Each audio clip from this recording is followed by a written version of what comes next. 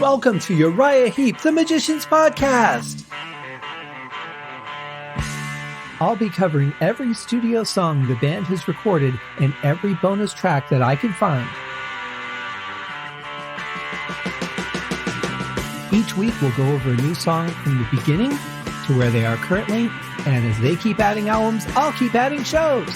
Let the deep dive party begin. In the magic garden, some were singing, some were dancing. Hello and welcome to another episode of Uriah Heep, the Magician's Podcast. I am your host, Scott Haskin, bringing you this fan-based, band-endorsed podcast where we are going over every single song Uriah Heep ever recorded in the studio. If I can find it, I'll review it. Still finding some bonus tracks that I did not expect. Just found a couple more yesterday and grabbed those. So once I get to the end of all of the deluxe editions that have as many bonus tracks as they have, then I'll be going back and going over all those additional bonus tracks I found. Several of you have written to me asking me, am I going to cover this? Am I going to cover that? A lot of those songs I already knew about, but some I hadn't. So thank you guys for writing in and letting me know. It's a challenge hunting some of these down because some of them were only released on, best of albums. Some were released only on deluxe editions. Some were only on B-sides. So it's been quite a challenge, and I don't have any kind of, full-length official catalog. So I don't know if one even exists. But that being the case, I have hunted down quite a few. So even after we're done with all the albums, there are some more gems to come. I've also had a lot of people asking me if I'm going to be reviewing the extended family of albums, bands' solo albums and that sort of thing. I haven't made a decision on what I'm going to do as far as this podcast goes, but I have done some work on the Haskincast podcast, my other show, where if you guys didn't hear it, I interviewed Paul Newton and we went over his album with Chris Rainbow, Licensed to Rock, and I have it on authority that the albums, the newest and final releases by Ken Hensley and Lee Kerslake are on their way to me from England.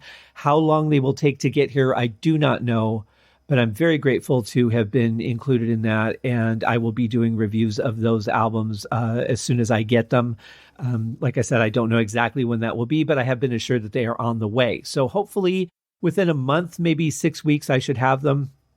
And I'm very anxious to hear them. I've heard good things about both of them, but I have not heard anything yet. I kind of want to do just an initial reaction. Like I don't want to hear a couple of songs or hear all of the songs and have, a bit of an opinion formulated. I want to just give it like an honest, I've just heard this song and here's what I think of it opinion. So that should be a lot of fun though. And I'm looking forward to that. And, but as far as the rest of them, I haven't decided what I'm going to do right now. I'm just focused on getting through all of the studio albums up through Livin' the Dream. I don't know when the new album will be recorded, but I'm sure it will be well before I'm caught up. So, once I do Livin' the Dream, then I'll do the next album after that. I won't break the cycle and go out of order. I will wait until I get to it in the chronological order and do it that way. As excited as I'll be to listen to it and to get to know it, I won't do the review of it until I hit that point. Once I've caught up with all the albums, then I will do the rest of the non-album connected bonus tracks. And yes, I do have some from it's sometimes labeled 5 miles high and sometimes labeled 10 miles high. I have found some of those pieces.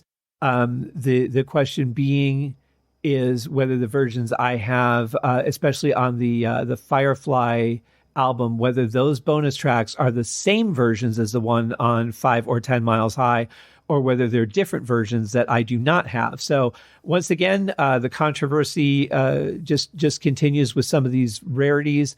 But if you guys have official knowledge on whether those are the same tracks or not, please let me know, and then I could stop looking for them. And if they're not, and you know for sure, please let me know that as well. And then I'll keep looking for them. Either way, I'm going to keep looking for them until I either just run out of resources or have some kind of official answer on it one way or another. I also want to let you guys know, this is exciting. I finally got through the Apple Podcast pages for all of the country codes on their list. It is a quite lengthy list, and it took a while to do it. Now, I did find A lot of people gave the podcast star ratings, which I really appreciate. I'm glad I finally got to see them. Again, I only see in up until this point, I've only seen what the American iTunes shows you, because you would just assume that iTunes or Apple Podcasts would sort of merge all of the different country updates into wherever you're logged in and you can see them all, but that is not the case. You actually have to go into each individual country code and see. So now that we know that, and now that I've done that, I can say there are a lot more reviews that are a lot more ratings than I was aware of. Every one of them has been 5 stars, and I thank you guys very much to everyone here in North America who's left reviews, as well as everyone across the world who has taken the time to rate the podcast. It just takes a few seconds, guys, and I appreciate it very much. And there are a couple people who went the extra mile and did an actual written review of the show. And I feel so bad that I'm just finding these now. But as we discovered, we weren't, none of us in the Deep Dive Podcast Network were aware of this. And so grateful that we discovered it. I can't remember who brought it up. I think it might have been Lap of the Pods was the one to let us know about this. And then I found the list and dug through it and verified all of the codes. And so I finally got through everything last night, and I have a couple of reviews to read. The first one is coming from No Fate 68. It was done January 25th, so just a little over a month ago. I'm so sorry, No Fate 68. Just found this, and thank you very much for leaving your review. It's actually quite kind. It's simply titled Thanks, and it goes on to read, "Thanks for all. This is my all-time favorite band, the Almighty Heep, at least upon the High and Mighty album. It is a pleasure to have a detailed podcast on these wonderful songs." Well, thank you very much. And thank you for a very good diction. I'm French, but I can easily understand. And I hope my text is not full of mistakes. No, you're doing great. It's very, very easy to read. Absolutely perfect, actually. Good luck for all the work. I'm pretty sure we can keep a good band down after all. Yeah, well, why would you? This is a great band, and we would never want to keep great things out of the world. It's interesting. People have such a varied opinion of what's good and what should be accessible to everyone and what shouldn't be. As far as I'm concerned, if somebody creates something, they have a right to put it into the world, and then it's up to the public to decide, yes, this is something that I think we should have. Or I should have, that I want to listen to or don't want to listen to. But I don't think people have a right to decide it for someone else. And even when I read, reviews of things and, even going back to like Siskel and Ebert reviewing movies, they can say, I think this movie is crap and here's why, and then let you make your decision, which is fine. But I think too many people just tend to, if I don't like it or, for whatever reason, maybe I'm just in a bad mood and it wasn't a good time for me to experience something new. But for whatever reason, they just feel like, now that I have an avenue to have an opinion, everyone wants to hear it and they're going to take what I say and take it to heart. I've even had people on this show comment, "I don't like this song." Great. But, there's really no need to say that because it doesn't affect anyone else. You can say, "I don't like this song. Here's what I don't like about it. And here's what I do like about it." And that's fine. That's what I try to do on the show. I point out things that I like. I point out things that I think are interesting. And I point out things that I agree with and disagree with as far as, whether it's from a musician standpoint or an audio engineering standpoint. But to just get on and say, "I don't like this song" is to me is really silly. It doesn't help anyone decide for themselves whether they want to experience or not. So my suggestion to everyone, and I've always felt this way, just give it a chance. If you like it, great. If you don't like it, you don't ever have to give it another chance. Although I do suggest, wait a few years, give it another try. Maybe as your taste change, you'll like something that you didn't like before. I have certainly found that to be the case. A lot of times, too, the first time you experience something, you're in a bad frame of mind or something horrible has just happened to you or whatever it is that will set you up to not like whatever that thing is that you're about to experience. And that can taint it completely. So then we associate that negative experience with that piece of artwork, and we won't like it just because of that association. Whereas if we heard it on a sunny day when we were smiling and everything was perfect, we might actually love it. So give everything a chance. Be optimistic. Don't ruin it for other people. Real simple stuff. But thank you very much, No Fate 68. Appreciate you writing in. And again, I'm sorry that it took so long. Another person I want to apologize to is Rye at Sabbath Bloody Podcast. Thank you, Rye, for your review that came in on January 31st that I also didn't see because for some reason, even though you're in America, it came in through Ireland. Not even going to try and question that or understand why that happened. But his review is very simple. It says, pure magic. Scott is relentlessly thorough and a joy to listen to. Let the deep dive party continue. Yes, very much. And thank you, Rye. If you guys are a fan of Black Sabbath or Ozzy Osbourne, he has covered all of the Black Sabbath albums and is now getting through all the Ozzy Osbourne stuff, which is actually quite an extensive catalog. But he's been doing this for a while. He does a great job. I love listening to his show. And he'll be coming on the show here at some point when we get to the song that he selected, which I'm very anxious to get to. It's going to be fun, and I'm looking forward to having him on the show. So thank you guys for the reviews. Thank you for everybody who has left a rating on the show. I very much appreciate it, and keep it up, guys, because this is what helps other people choose to listen to the show. So again, if other people get on here, if you don't like the show, that's fine. I'm not saying it's for everybody, but it all depends on how you approach a review. You know, if you could say, well, you know, this show isn't really for me. I don't like the format. Okay, well, that's fair, but you might. So give it a chance. That's fine. You can do that. If you're just like, you know what, I don't like this show, that doesn't help anybody decide if they want to listen to it or not. So be reasonable, leave feedback that helps people. And so far, everyone who has left feedback on the actual show has been incredibly helpful. And I really appreciate that. So thank you guys. Today, we are getting into a very brief song called The Easy Road. Now, according to the official lyrics on the Uriah Heep website, this is credited to being written by Ken Hensley with orchestral arrangements by Michael Gibbs. I am not familiar with Michael Gibbs, but I can say he did a lovely job on this song. I don't necessarily agree with the mix personally. I think that the strings are a little in your face for me. I think if they had been smoothed out a little bit volume wise, I think that would have had a little bit more of an impact. But beautiful song nonetheless, and let's just get into it.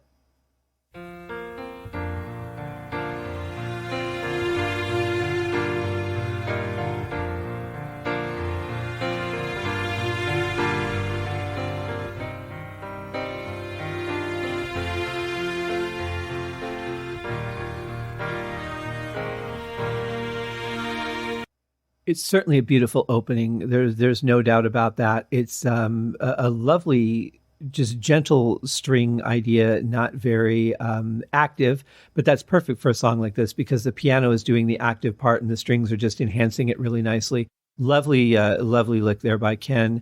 Like I said, I do think that the strings come in a little bit loud, a little bit harsh. The attack on these strings is a little harsh, but overall, I like the idea of it. Let's see where it goes, because it might blend in a little bit better once the vocals come in. We'll see. If you're looking for a place you can fly together, and you're really afraid of what you're leaving behind, take the easiest road, but take care, my brother, for you'll never find peace with a troubled mind. For better to love each other than to worry so deeply about the place you're in. And for better to kiss softly than looking back on a love you'll never have again. Well, it's certainly just a lovely vocal going there over the piano. Really beautiful delivery. You can feel a certain calming gentleness in it. And I like how it's, a little bit heading towards the upper range, but I should say the upper part of the mid range, but just not quite hitting that next plateau. I think it just sits so beautifully in there with where the piano's at. And really, since we're not hearing strings over the vocals, at least at this point, I think it really compensates nicely for what the strings would be doing had they been there instead of a vocal.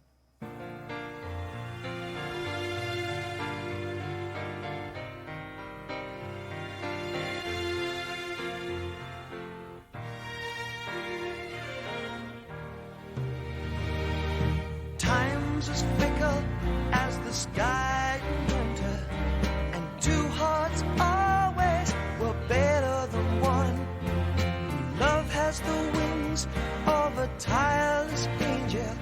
She'll stay beside you till the day is done. I like the higher strings coming in. I think that blends a lot better. I think it takes some of the attack out of the mid-range strings. But it's kind of a weird transition going into the drums coming in. It's not really like an introductory drum roll. It's kind of just an odd feel to it for me.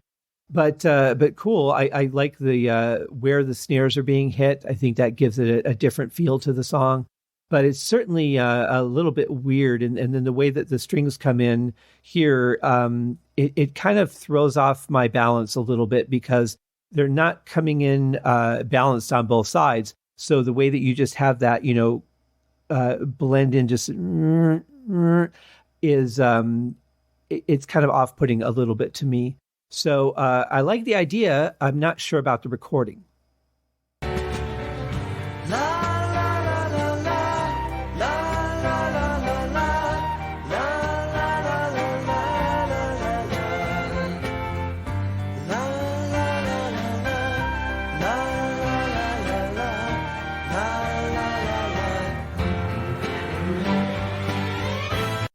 Wow. I really like the vocal part there. Without that high harmony, it sounds really kind of 60s, doesn't it?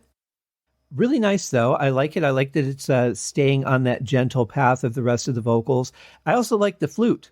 That was an unexpected surprise. It was very well played. It's very creative. I don't find it to be distracting from the song at all. I think it's actually quite a nice enhancement. And then what a beautiful upswing on the strings here as we're about to transition into the next part. Just that last bit we heard. I love that. There's a similar part, not quite the same, but just a similar in concept in a song called If You Leave Me Now, I think it was by Chicago. Just a really nice string transition going from low to high really quick to enhance the next part of the song.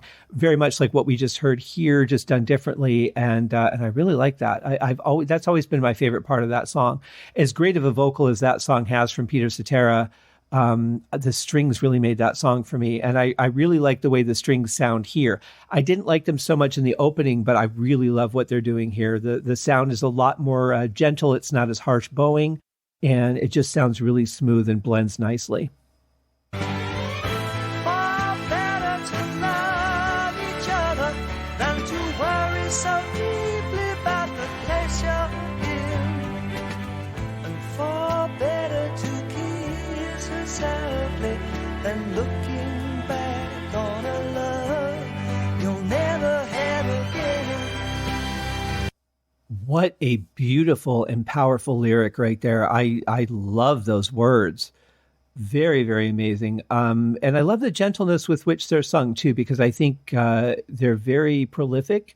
And a lot of times just, saying something that's important, but saying it gently is the best way to get through. And I think that with the emotions of the strings behind it, going from those arpeggios to nice, smooth, long, sustained notes, was a really nice change there. Very good delivery. I really like this.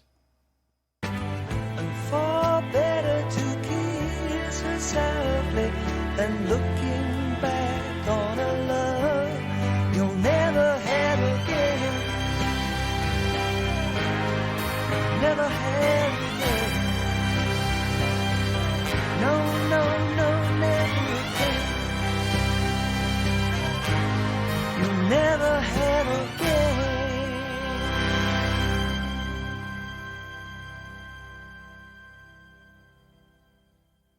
I took the song back a little bit more for that last vocal so that the string transition would, it would make more sense. Because sometimes if you just hear where it starts, like it's kind of out of context. And I thought that was just a beautiful transition. So I wanted to give you that full picture of it. Absolutely lovely. I like the incorporation of some brass in there as well. Very simple licks, but very different. Great orchestrations on this, I have to say. And just a lovely song, very gentle, kind of gets in and proves its point. I wanted more, to be honest. It's, it's under 3 minutes. That's fine. Especially back in the day, I could see this easily being on the radio. I don't know if it was released or not, but I could say that was definitely a very radio playable song. And I could see that easily creeping up the charts. It did have a little bit more of a 60s vibe to me than a 70s vibe, but the recording of it definitely sounded more 70s than 60s, because 60s had just a certain feel to it, especially when it came to recording strings and brass, that was definitely different in the 70s in pop and rock music. But great song, just a gorgeous feel to it, very gentle. Interesting, this album, though, the upswing of rock to gentle songs we had, because 2 songs ago we had one that was very gentle. Our last song was a good rocker, and now we're back to another gentle song again. So I don't know. It's kind of weird, because you expect, especially coming off of albums like The Magician's Birthday and Sweet Freedom, that they're going to be a little more hard-edged. And this one kind of dials back a little bit into something a little bit more gentle for the most part. But good song. I'm really glad that they decided to include it on the album. I could see this being one that would really just be, when you're just in that right mood and you need to hear it, this being the song that would be your go-to for a while, like when you just need to let that emotion well up and pour out. This would be a great song for that. So yeah, that's it for this one, guys. Very beautiful. I'm really glad that I got to walk through this one. It's a great song. I would say that this is probably a hidden gem on the album, at least for me. And I thank you guys for taking this ride with me. And we will be back tomorrow. Tomorrow's Friday. Of course, I'm recording this on Saturday, but tomorrow's Friday as we're listening to it. And I hope that you will join me for another episode of Uriah Heep, The Magician's Podcast. Cheers. Thank you for joining me on this episode of Uriah Heep, The Magician's Podcast. If you have enjoyed this show, please consider going over to Apple Podcasts or your favorite podcast outlet, leaving a rating or a review. Be sure to subscribe to make sure that you are notified when new episodes are available. Please be sure to share this podcast with your fellow Uriah Heep enthusiasts and anyone who you think would like Uriah Heep, which should be everyone.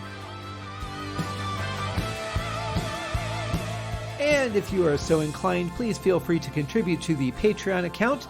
And if you are not a Patreon subscriber, you can also pay through the PayPal link on the website listed in the show links below.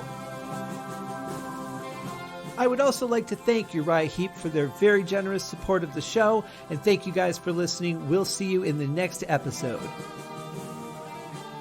Happy days!